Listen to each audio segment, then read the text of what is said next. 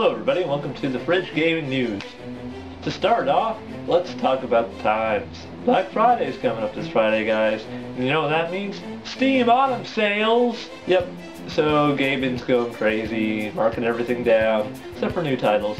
But everything's getting marked down on Steam, so get out your credit cards. Project Godus is coming out. It's being introduced by Peter Molyneux, the crazy creator of Populous and Curiosity, and his studio, 22 Cans.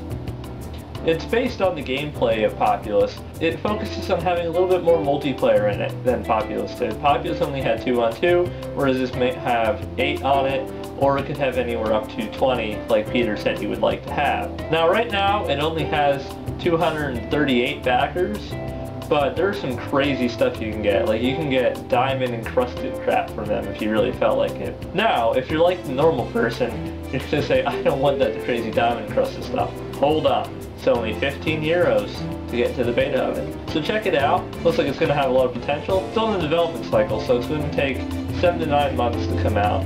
So keep an eye posted for that. Space Harrier! Space Harrier 3D is coming to the 3DS soon. Hasn't been confirmed by Sega, but it's been seen in Japanese magazines that it's coming to the eStore for 3DS. Space Harrier was a game that came out in arcades and then finally was ported to the Sega Master System.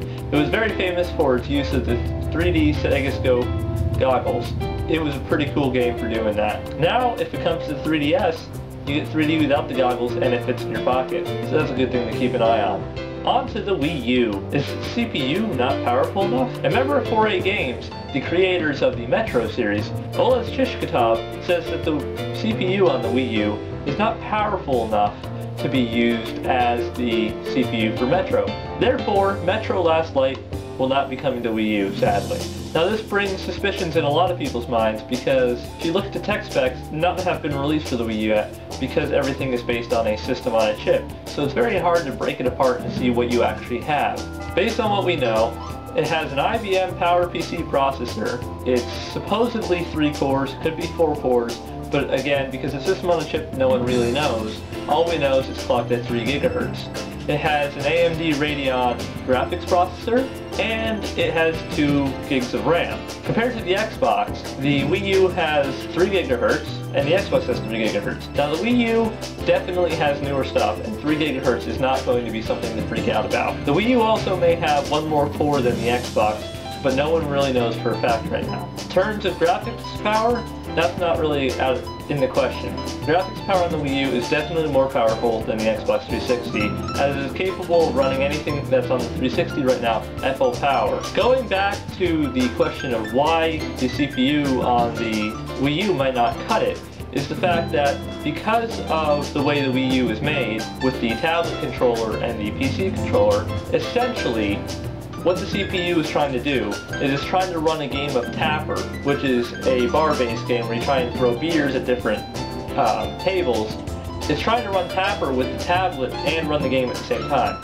So essentially, when it's throwing and receiving things back and forth from the tablet, and at the same time it's throwing and receiving things and running the game in the background. Because it's going to be only a 3-core or 4-core processor, and it's only running at 3 GHz, it has a lot of stuff to do on its own. The wireless isn't making it any easier. Now if it was wired, I bet you it would run twice the speed.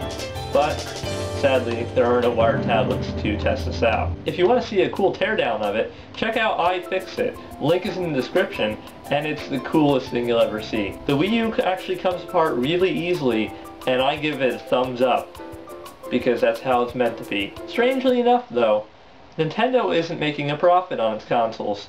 According to fils-aime, Nintendo America's CEO, because the consoles don't have a big enough push right now, it actually costs more money to make the consoles than what they're selling it for. But because Nintendo makes a chunk of the profits from software, as soon as enough software sells, Nintendo will make up for it. And once the consoles start selling in full bulk, Nintendo will make a lot more money for it. Anyway guys, that's it for this Fridge Gaming News. Tried to keep it short for you. Remember to like, comment, check our Facebook, whatever you want to do. It's all in the description. Remember, stay cool with the fridge.